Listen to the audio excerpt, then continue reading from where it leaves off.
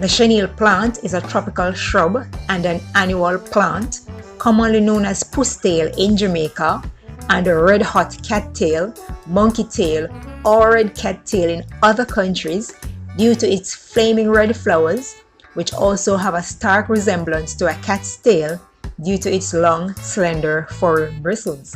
However, the scientific name for pusstail is Acalypha hispida. Bearing flowers which are downy and soft like a cat's tail, the plant is commonly used as an ornamental in gardens on the island.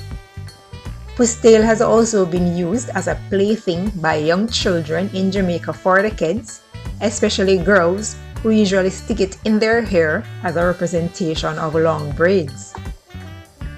Alright, so this is a pusstail. So it's beautiful.